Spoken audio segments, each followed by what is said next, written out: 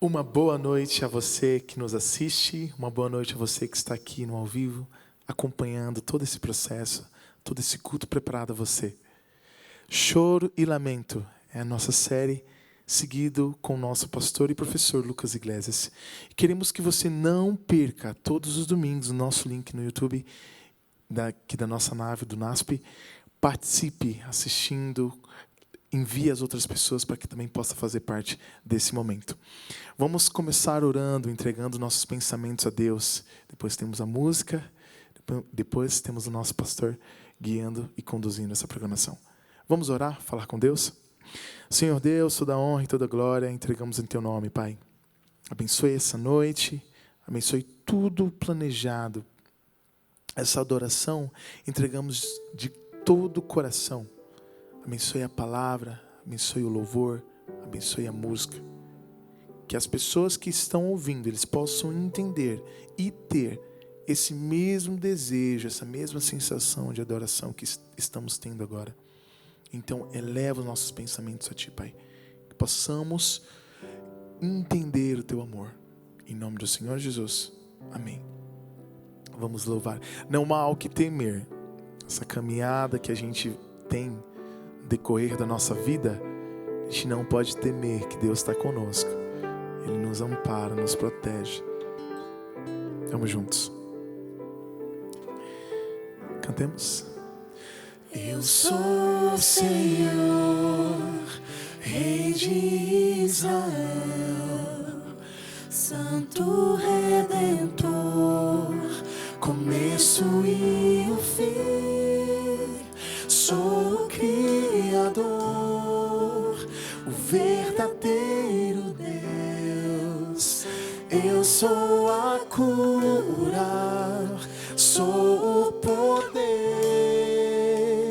Eu sou o Amém, estrela da manhã.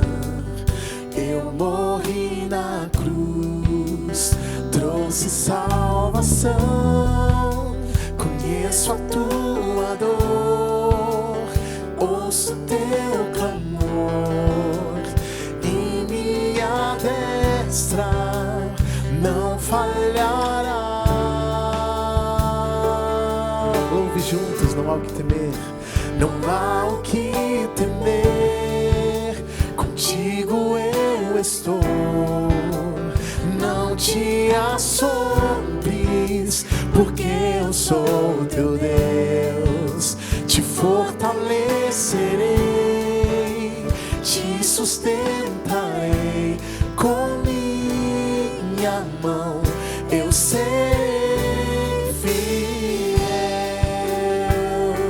Amém. Tá lindo. Vamos continuar? Mulheres. Eu sou o Senhor, Rei de Israel, Santo Redentor, começo e o fim. Sou o Criador, o verdadeiro Deus. Eu sou a cura, sou o poder. Homens. Eu sou o Amém, estrela da manhã. Eu morri na cruz, trouxe salvação. Conheço a tua dor e ouço teu clamor. Juntos. E minha destra não falhará. Louve. Não há o que temer, contigo eu estou. Não te assombres, porque eu sou teu Deus. Te fortalecerei, te sustentarei com minha mão. Eu serei fiel. Amém, amém. Mesmo em circunstâncias, Deus não nos abandona. Deus sabe, Deus ouve, Deus vê. Ele é um Deus que escuta e ao mesmo tempo Ele responde. Não fique com medo. Louva junto conosco essa bela mensagem.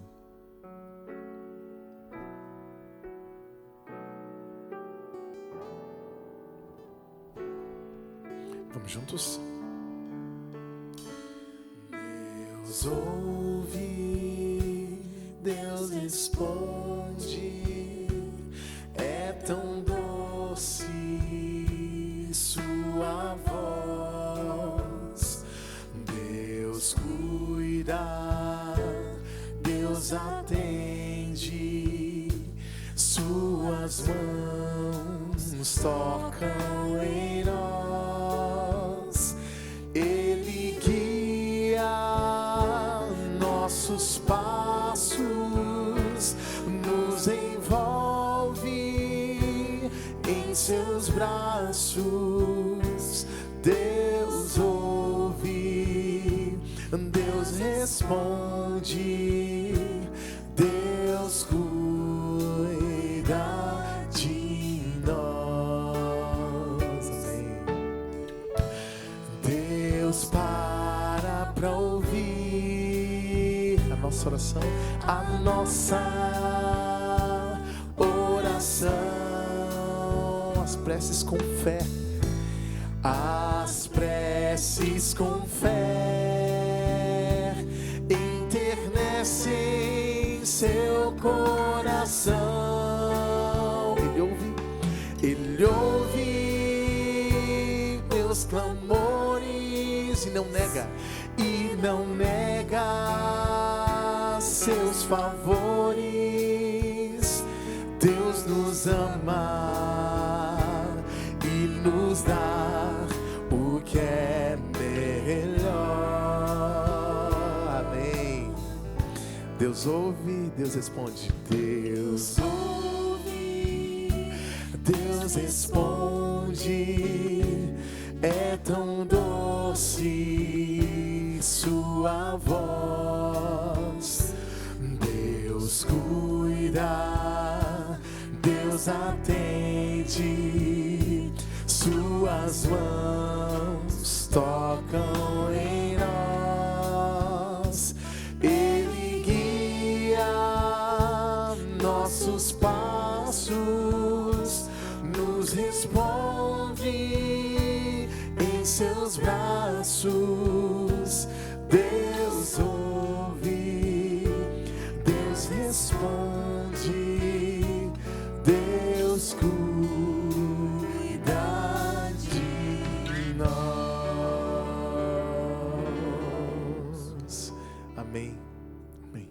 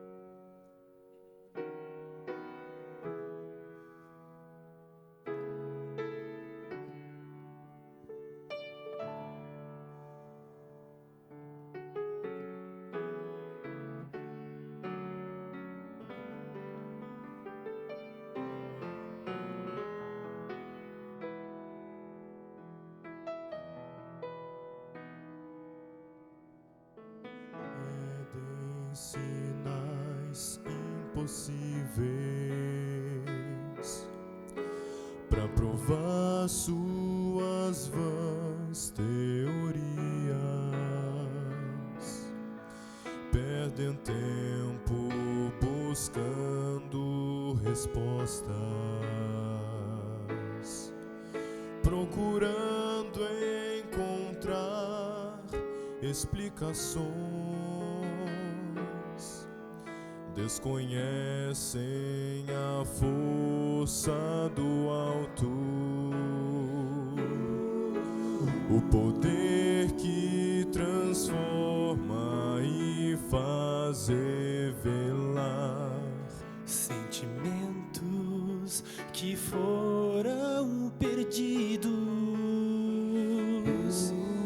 mas que Deus ainda pode outra vez renovar. Quero ver o milagre do amor, transformando a tristeza em louvor, revelando que existe esperança no amanhã. Quero ver o milagre do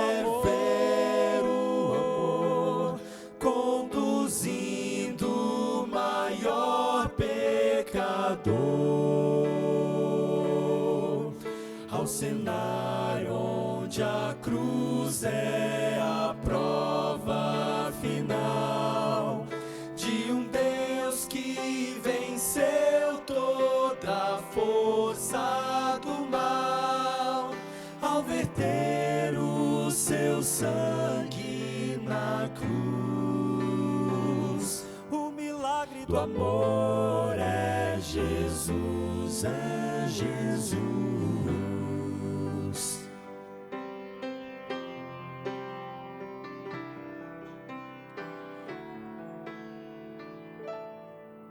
Muitos clamam por novos milagres, querem ver e tocar para crer, pedem provas que sejam visíveis, algo mais para enfim os convencer, mas esquecem de olhar o passado e lembrar o que aqui revelado está na história de todo o universo. o milagre eterno do amor desse Deus. Quero ver o milagre do amor, transformando a tristeza em louvor, revelando que existe esperança no amanhã. Quero ver o milagre do amor, conduzindo o maior pecador ao cenário onde a cruz é a prova final de um Deus que venceu toda a força do mal ao verter o seu sangue na cruz. O milagre do amor é Jesus, é Jesus. Permanecem a fé e a esperança, mas jamais haverá um milagre maior que o amor. Sim, o amor. Quero ver o milagre do amor, transformando a tristeza em louvor, revelando que existe esperança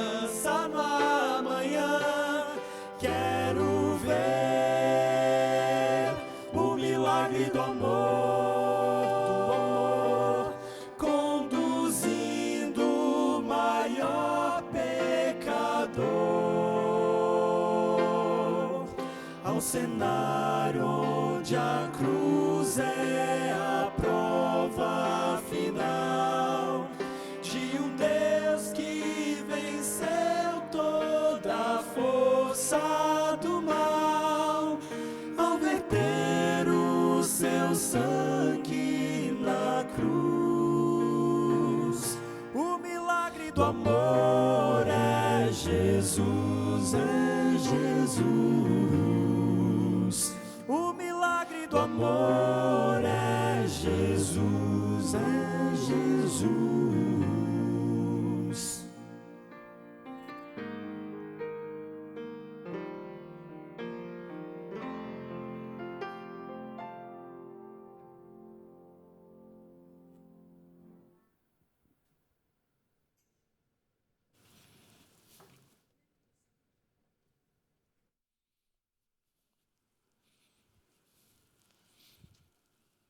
Obrigado.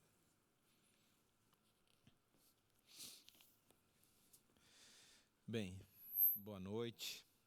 É um prazer estar aqui com você novamente, nesse domingo, onde nós vamos prosseguir na nossa jornada estudando esse livro, como eu disse, tão peculiar e complicado, que é o livro de Lamentações. Antes de nós lermos alguns versículos aqui e conversarmos um pouco sobre o capítulo 2, eu gostaria de convidar você aí na sua casa a fechar os seus olhos, para que nós possamos pedir a iluminação de Deus ao estudar esse livro especial. Querido Senhor, eterno Deus, muito obrigado por mais essa semana que está se iniciando, e te agradecemos, Senhor, pelo privilégio que temos, que é estudar a Tua Palavra livremente. Pedimos, Senhor, nessa noite, em especial, que o Senhor ilumine a nossa mente, ao estudarmos mais uma vez o livro de Lamentações.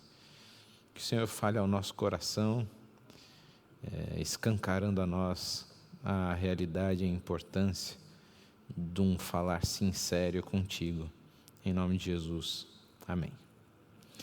Bem, como já falava no domingo passado, a gente está numa série sobre o livro de Lamentações. Serão 4 domingos no total, esse é o segundo. E na semana passada a gente fez uma breve introdução ao livro, e eu comentei um pouquinho, li alguns versículos do capítulo 1, e hoje eu queria dedicar mais tempo ao capítulo 2, desse livro, que são 5 capítulos. Falei com vocês sobre algumas características literárias que são recorrentes no livro, falei sobre a estrutura, falei sobre esse gênero do lamento, falei sobre a importância da gente, através desse livro, falar sinceramente e honestamente com Deus.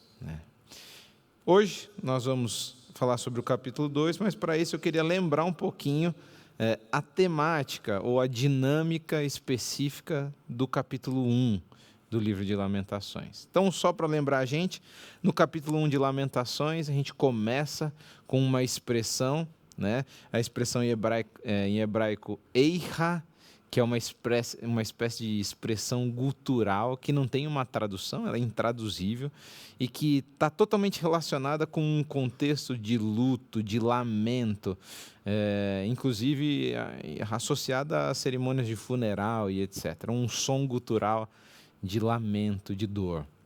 O capítulo 1, ele tem uma peculiaridade, como eu falei com vocês, que é a voz de quem fala. Ele é basicamente dividido em 2 blocos ou 2 vozes.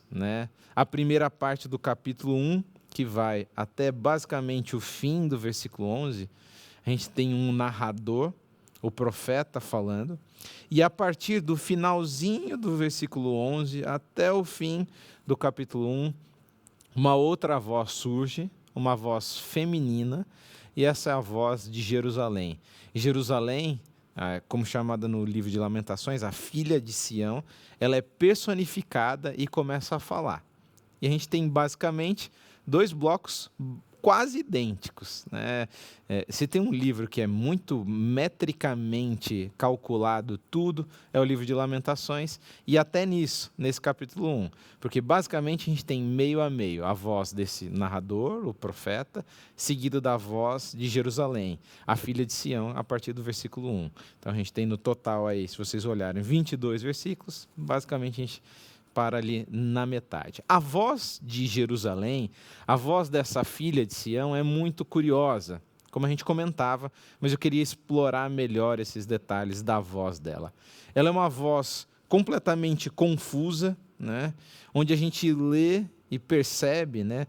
Às vezes explicitamente, às vezes nas entrelinhas, um misto de emoções.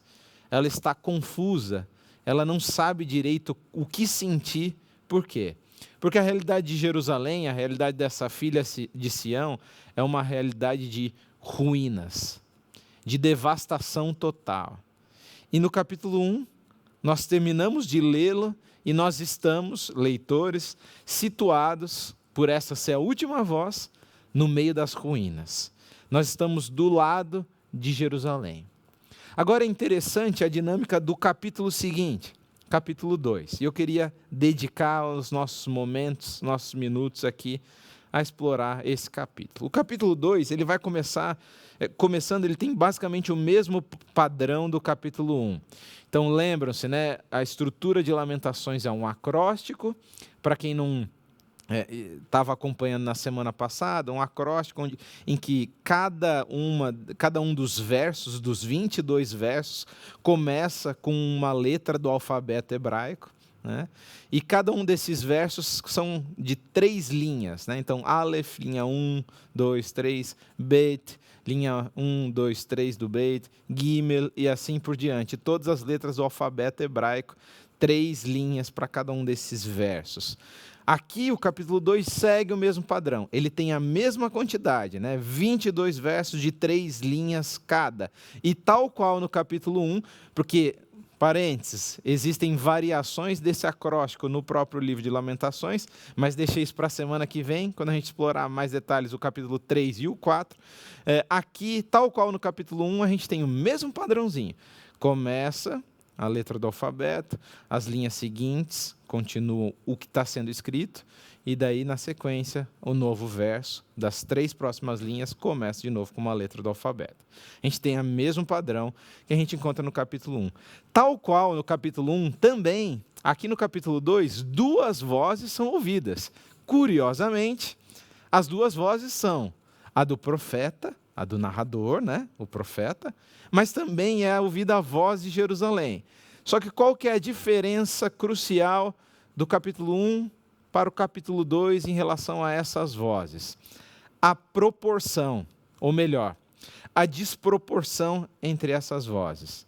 Diferente do capítulo 1, onde a gente está vendo basicamente essas vozes milimetricamente ou de uma porcentagem basicamente idêntica, separadas, no capítulo 1 a gente não tem a mesma coisa.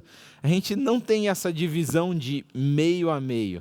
No capítulo 2, se vocês olharem aí, convido vocês a abrirem a Bíblia, se já não estiver aberta, né, no livro de Lamentações, e repararem que basicamente do versículo 1 ao 19, né, olha lá, 1 ao 19, lembra o capítulo 2, tal qual 1, tem 22 versículos. Do 1 ao 19, a gente tem o narrador, o profeta falando. E Jerusalém só vai falar do 20, basicamente, ao 22. 3 versículos. Então, aqui, diferente do capítulo 1, no capítulo 2, se você já leu, ou se você não leu ainda, você vai perceber, a voz do narrador, a voz do profeta, é o que tem maior destaque aqui. Nesse momento, basicamente, só o profeta fala. Contudo, apesar do profeta só falar, o foco do conteúdo dele, o foco do que ele fala, é Jerusalém e a sua dor. O foco do profeta é Jerusalém e a sua dor. Essa distinção, ou melhor, essa ênfase, esse sublinhar de Jerusalém e da sua dor, ele se dá nesses versículos iniciais, né, do 1 ao 19, da seguinte maneira. Primeiro, nos 8 primeiros versículos, então, do versículo 1 ao versículo 8, o profeta vai se apresentar, o narrador vai se apresentar como obcecado por Jerusalém, mas destacando o seguinte especificamente: acusar a Deus. Na parte inicial do capítulo 2, o profeta Jeremias gasta grande parte dos versículos acusando a Deus pelo sofrimento de Jerusalém. Você, Senhor, é o culpado por esse sofrimento que ela está passando. Detalhe, nos versículos 9 e 10, ainda é destacado pelo profeta Jeremias o dor e o sofrimento de Jerusalém, mas não agora uma acusação direta a Deus, e sim os efeitos da ação divina. E é interessante como você vê assim um padrão rítmico, inclusive, na descrição, na sequência de verbos associada à violência. Vários verbos diferentes, um empilhar de verbos associados à violência. A violência que está permeando a cidade de Jerusalém, permeando a situação de devassidão, alimentando essa desgraça da realidade de Jerusalém. O profeta, ele chega, por exemplo, no versículo 8 do capítulo 2, a dizer o seguinte, eu quero ler com vocês: o Senhor resolveu destruir a muralha da filha de Sião, estendeu o cordel e não retirou a sua mão destruidora. Aqui essa palavra resolveu, em hebraico, hashav, indica claramente, né, que há uma intenção por trás da ação divina. Então o profeta, ele chega e fala assim: Senhor, o Senhor intencionalmente pensou em fazer isso, né? E ele acusa Deus de ter planejado toda essa desgraça, né? E aqui só um parênteses, né? E é uma pergunta para ficar aí na cabeça de vocês, que talvez ela vai ser respondida agora na sequência, ou talvez ainda não. Só um parênteses dentro do parênteses. Como a gente está estudando capítulo por capítulo, basicamente, no livro de Lamentações, muita coisa vai parecer não resolvida, né? A gente vai concluir o capítulo 2 e muita coisa vai continuar estranha, tá bom? Mas é porque o livro é um livro. A gente tem que lê-lo por completo, estudá-lo por completo, para entender esse panorama geral, essas nuances, essas transições, esses altos e baixos da fala do livro, através do narrador ou da própria Sião. Então, Deus intencionalmente pensou naquilo tudo. É como se o profeta acusasse Deus de planejar tudo aquilo. E o parênteses anterior era: mas será que essa acusação, transparecendo aqui no capítulo, né, como algo negativo, será que ela é negativa? Será que o fato de Deus ter planejado esse mal contra Jerusalém é algo negativo?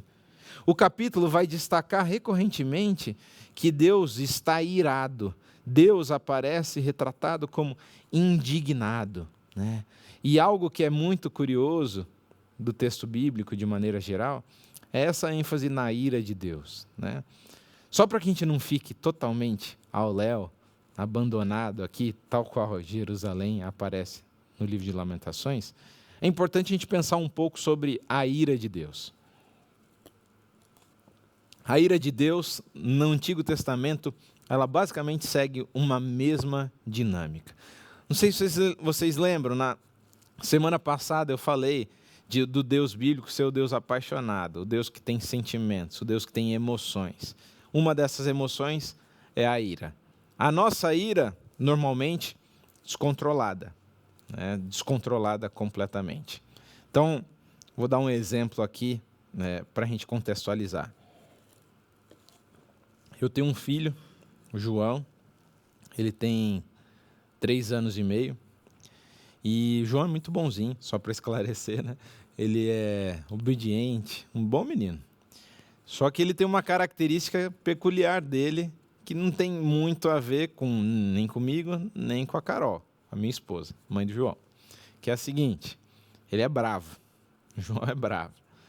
E, de vez em quando, o João ele reage a algumas coisas de um jeito totalmente inesperada, às vezes um pouquinho descontrolada. Então, eu lembro muito bem, há um tempo atrás, o João tem 3 anos e meio, né? Vai fazer, na verdade, 4 anos agora, mas no último aniversário dele, quando ele tinha 3 anos, a gente teve uma ideia, né? Eu falei, Carol, amanhã, no aniversário dele, por que a gente, de manhã, quando ele acordar, ele tem o costume, né, de chamar a gente. De manhã, quando ele acordar, por que a gente não vai e entra e canta parabéns para ele de manhã cedo? Não sei por que eu tive essa ideia, porque eu não gosto disso, né? Particularmente, eu não sou muito de festa de aniversário com muita agitação, eu gosto daquela coisa mais tranquila, mais calma, em casa e etc. E não sei por quê, coisa de pai, né? Pai sem noção, eu tive essa ideia maravilhosa, né? Achei que ele fosse gostar. E daí você já suspeita o que aconteceu. Ele acordou, nos chamou, e quando a gente entrou, devagarinho, cantando calmamente parabéns, o João reagiu da seguinte maneira: eu não quero nada disso, eu não quero parabéns, eu não quero isso. E eu olhei para a Carol e não sabia o que fazer, né? Eu virei, falei, Carol, vamos sair, porque ele não quer, né? E ele reagiu assim, né? Reagiu assim, e a gente saiu.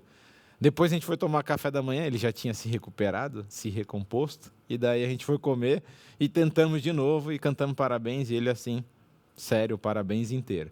Ele não gosta muito de ser pego de surpresa, essa é a realidade que eu já percebi.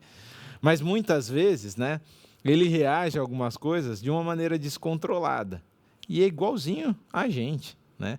Talvez não no meu caso, em relação à ira ou ficar bravo, tal, mas você pode lembrar com certeza na sua vida as várias situações onde suas emoções foram descontroladas, sejam elas negativas, né, a ira, a raiva e etc., culminando até às vezes em violência, ou talvez positivas, né, mas que de maneira exagerada não são positivas. Quando você ficou muito apaixonada, quando você sofreu por paixão e assim por diante. A ira de Deus, no texto bíblico, diferente das nossas emoções falhas e pequenas, né, vulneráveis, a ira de Deus é perfeita. Como assim uma ira perfeita? Ela é perfeita e ela tem várias nuances, né, mas a principal delas talvez seja a seguinte: a ira de Deus, ou o surgimento da ira de Deus no texto bíblico, deve ser entendido como um convite para que você, eu, ou Israel, no caso do texto bíblico, faça essa ira desaparecer. Então, o surgimento da ira, por si só, já é um convite à mudança. Já é um convite a que ela desapareça. Ela é condicional, ela não é incondicional, ela não é descontrolada. E aqui volta a pergunta: será que a acusação do profeta, você planejou tudo, seria então totalmente negativa? O fato de Deus ter pensado o que ele traria a Jerusalém? Fica a pergunta. Vamos continuar. Na sequência, a gente vê que, para o profeta, os atos de Deus, por ele estar acusando a Deus, contradizem as próprias intenções de Deus. Por quê? No capítulo 2, a gente chega e, por exemplo, lê nos versículos 6 e 7 o seguinte: Deus, dizendo, o profeta falando sobre Deus, né? Deus demoliu com violência o seu tabernáculo, como se fosse uma horta. Olha que imagem interessante, né? De Deus destruindo o tabernáculo dele, como se fosse uma horta. Destruiu o lugar da sua congregação. O Senhor, em Sião, entregou ao esquecimento as festas e o sábado. E na indignação da sua ira, rejeitou com desprezo o rei e o sacerdote. O Senhor rejeitou o seu altar e detestou o seu santuário. Entregou nas mãos dos inimigos os muros dos seus castelos. Eles deram gritos na casa do Senhor, como se fosse dia de festa. Deus se faz presente no tabernáculo. Deus deseja que Israel guarde os sábados e as festas. Deus se agrada dos sacrifícios no altar. Deus tinha planejado a existência de sacerdotes, de reis. E aqui, o que acontece? Tudo isso que é da intenção divina é entregue por ele. Uma espécie de Deus suicida, que entrega tudo, entrega a sua própria casa, entrega seu território, entrega seus filhos para um outro povo. Parece não fazer nenhum sentido. E é isso que o profeta está dizendo. Qual é o sentido disso? Você entregou tudo. E o dia que era para ser o dia de festa, houve-se festa, mas dos inimigos, não do seu povo, não dos seus filhos. Deus sendo acusado pelo profeta, que fala honestamente, o Senhor planejou tudo. A questão aqui, mais do que o Senhor não protegeu Israel, não é simplesmente, você não protegeu, você atacou. A questão não é que você não deixou com que outros viessem, é que você mesmo se tornou o inimigo de Israel. Você se tornou o inimigo do próprio povo. É o que o profeta fala, especificamente no versículo 5. O Senhor se tornou como inimigo, devorando Israel. Ainda nessa dinâmica de acusação, no versículo 9, o profeta diz: os seus portões caíram por terra, ele quebrou e despedaçou as suas trancas. O seu rei e os seus príncipes estão entre as nações, onde já não vigora a lei. Os seus profetas não recebem mais visões do Senhor. Israel, Jerusalém especificamente, não tem mais seus muros, não tem mais suas casas, não tem mais seu templo, não tem mais seus sacerdotes. Mas isso tudo é nada em comparação ao que é dito aqui no versículo 9. Não há mais lei. A lei, o fundamento de toda a existência e da identidade de Israel, não existe mais dentro do povo. Não vigora mais, é dito no versículo 9. E, consequentemente, diz o versículo, não há mais comunicação com Deus. Os profetas não têm mais visões. Não existe mais a lei vigorando. Isso é visto como uma desgraça aos olhos do profeta. E, de fato, a lei ela é sinônimo de bênção. A lei é sinônimo de vida em todos os aspectos. Existem leis físicas, existem leis biológicas. E é inclusive interessante a relação da lei com a repetição dessa lei, que inclusive é repetida recorrentemente no Pentateuco, o grupo de livros chamado Lei, a Torá. Deus pede para que o povo repita essa lei. E lei, até na sua repetição, é sinônimo de vida. E eu acho isso muito, muito curioso, porque se a gente pega, por exemplo, críticas modernas à repetição, à mecanização das coisas, as críticas modernas vão falar que a repetição constante, sem que haja o pensar, a repetição é sinônimo de morte, não de vida. Não sei se vocês lembram de um filme bem famoso, o filme do Charlie Chaplin, Tempos Modernos, e aquela, dentre várias críticas geniais que ele está fazendo ali, tem uma cena que marca bastante a gente, que é quando ele sai da fábrica e continua fazendo sempre o mesmo movimento. Dentre as críticas, há aquela de que, com a modernidade, ou com a burocratização, ou na industrialização, o ser humano começa a agir como uma máquina, e repetindo, simplesmente para de pensar, para de julgar, para de tomar decisões, e age como se tivessem dado corda nele. Contudo, no texto bíblico, a dinâmica é diferente. Por quê?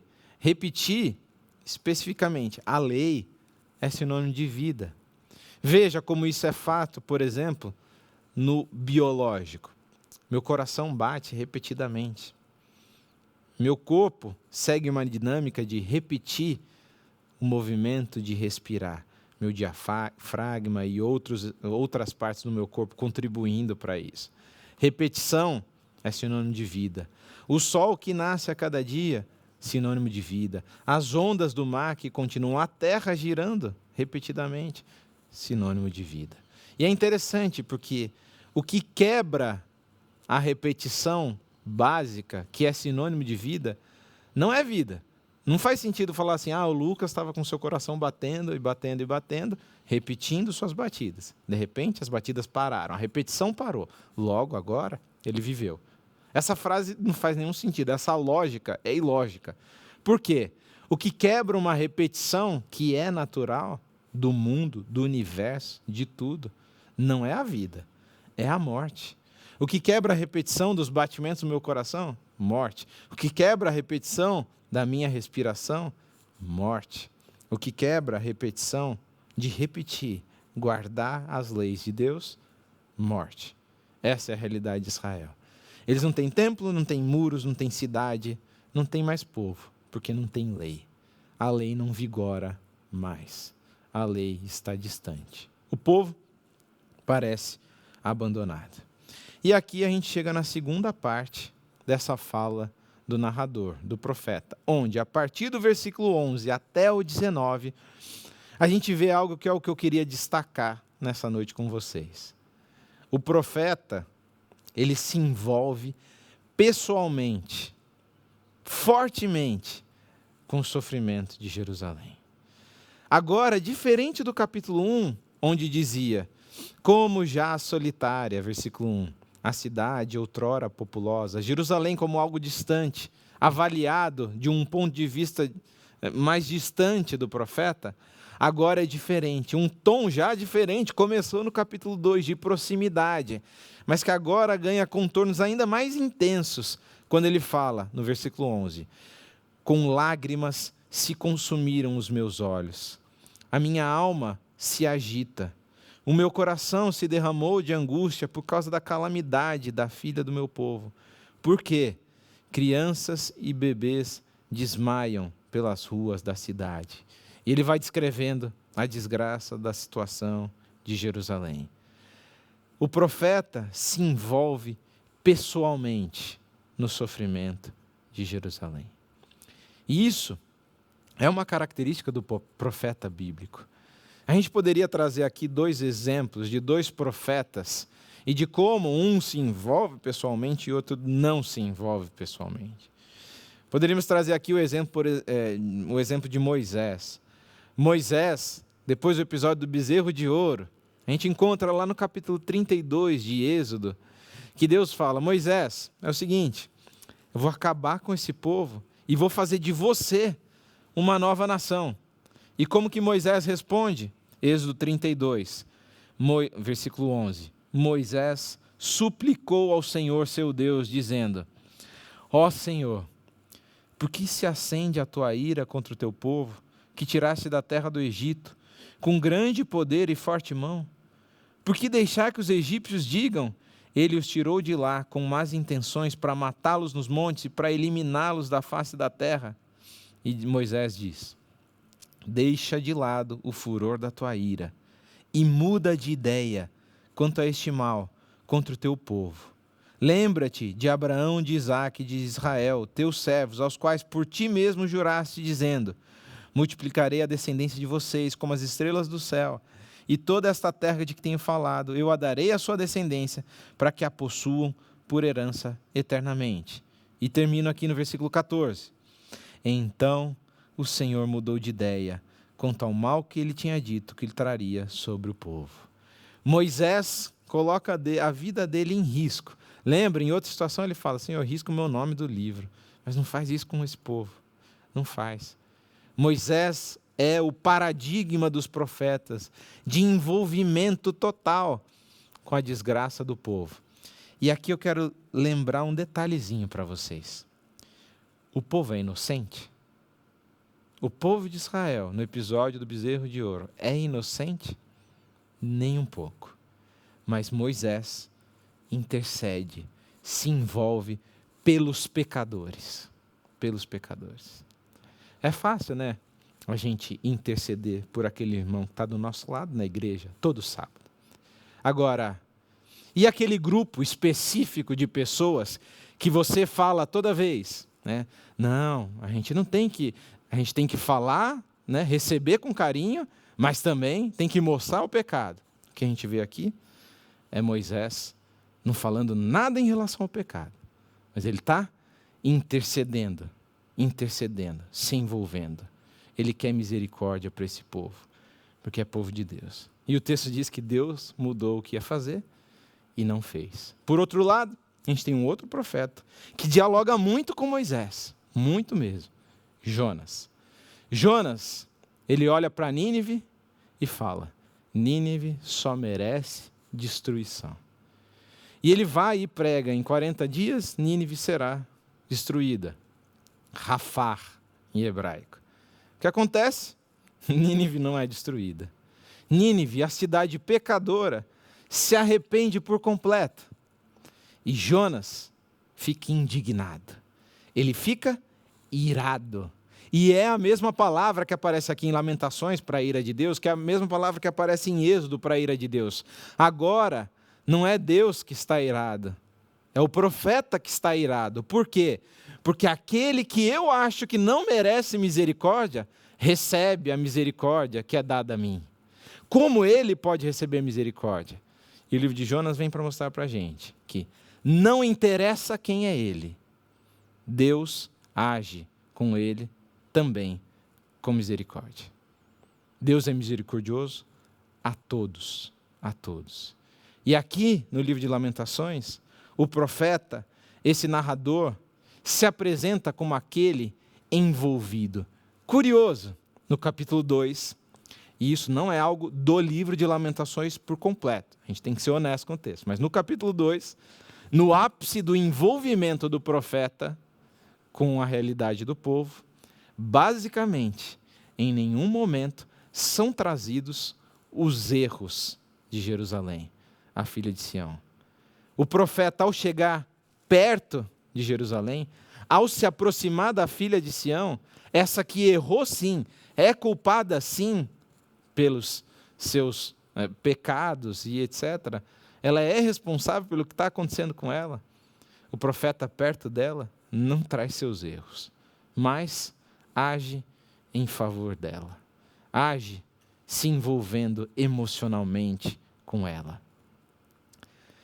Se existe um mal que todos nós somos responsáveis hoje, é o mal da indiferença.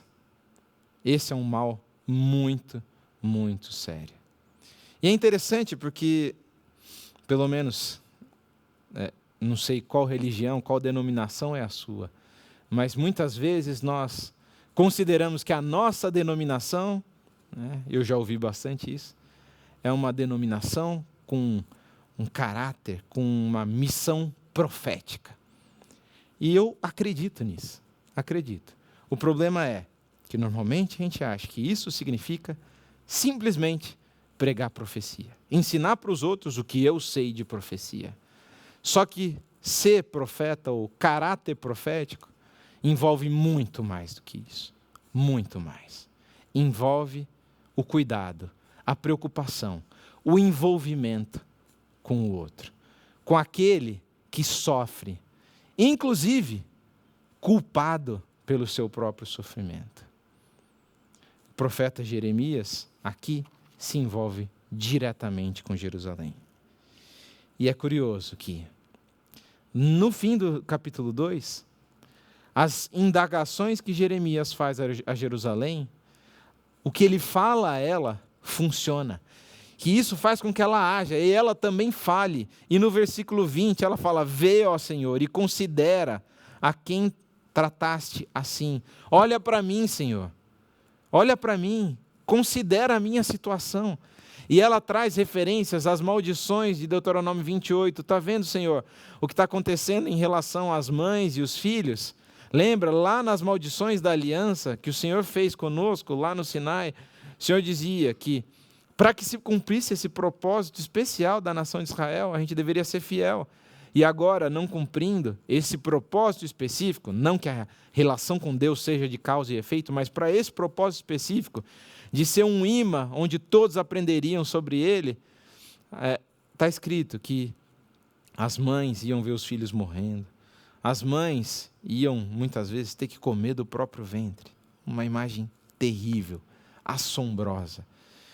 E é interessante que Jerusalém, no fim do capítulo 2, tenta também chocar a Deus, trazendo de volta as maldições da aliança. O que o Senhor tinha dito, está acontecendo, Senhor. Olha para isso, olha para a gente. Como resposta, e aí eu sinto decepcionar vocês com essa conclusão, mas é a conclusão do capítulo 2. Como resposta, a gente tem, da parte de Deus, silêncio. não se ouve a voz de Deus. Deus continua sem falar. Deus não responde em Jerusalém. Contudo, diferente do capítulo 1, aqui, agora, apesar de Deus não responder, apesar de Deus permanecer em silêncio, Jerusalém, aquela que não tinha nenhuma espécie de consolo no capítulo 1, agora encontra um companheiro, alguém que a console, alguém que se simpatize com a situação dela, que esteja do lado dela. E esse alguém é o profeta. O profeta está do lado dela. Como eu dizia, hoje em dia nós sofremos com um mal e somos responsáveis por esse mal. O mal da indiferença. Talvez por tantas desgraças que a gente veja nos jornais e etc., a gente começa a ficar cauterizado e não sentir mais nada. A gente vê uma pessoa passando necessidade e a gente já pensa, poxa, olha lá, pedindo esmola aqui, mas é tão novo, era só trabalhar. Eu julgo toda a situação da pessoa, não me simpatizo, sou indiferente. Somos responsáveis por esse mal. Nos tornamos neutros, imparciais e somos dificilmente movidos pelas desgraças que são acometidas a outros. Contudo, se a gente quer ser uma igreja que cumpre uma missão profética, a gente tem que entender que o profeta, ele se sente como se fosse a vítima daquilo que acontece aos outros. Acontece uma injustiça ao outro, o profeta se sente vítima também, porque ele se envolve diretamente. A existência do profeta, ou a missão profética, deve, acima de qualquer coisa, ilustrar, escancarar uma realidade bíblica, que no capítulo 2 de Lamentações não está nem um pouco clara, mas, para que a gente não fique sem nada, ela vai aparecer mais para frente, que é a seguinte: Deus não é alheio àquele que sofre. O Deus bíblico não é um Deus da indiferença. Acaba o capítulo 2? Parece sim. Ele não responde, continua em silêncio. Mas nós já temos um vislumbre, através do profeta, de que o Deus bíblico é um Deus que se simpatiza com aquele que sofre. Você quer cumprir sua missão profética? Se simpatize com o que sofre, mesmo que ele seja culpado, mesmo que ele esteja ainda errando. Assim, nós vamos estar apresentando aos outros, aqueles que acham que Deus não mais responde, Deus na vida deles. Se você deseja isso, feche seus olhos comigo. Querido Senhor, amantíssimo Pai, obrigado pelo privilégio de estudarmos a Tua Palavra. Obrigado por, num livro complexo, conturbado, conseguimos, através da figura do profeta, esse que se simpatiza com a situação de Jerusalém, ter um vislumbre, uma fagulha pequena, por enquanto, da preocupação divina com o ser humano, da sua preocupação com Jerusalém. Essa preocupação, esse cuidado vai se mostrar real na sequência, no estudo do livro. Contudo, meu pedido nessa noite é que nos tornemos profetas, acima de tudo, nos preocupando com aqueles que sofrem. Que ao olharmos a situação do outro em ruínas, possamos aparecer e estar do lado dele, nas ruínas, nos simpatizando e amando aquele que sofre. Em nome de Jesus. Amém. Bem, boa noite a você e eu aguardo você no próximo domingo para nós continuarmos o estudo do livro de Lamentações. Lembrando, continue lendo o livro, releia os capítulos anteriores, leia os próximos. Com certeza, esse livro tão complexo vai ser uma bênção na sua vida. Um abraço, fique com Deus e até domingo que vem.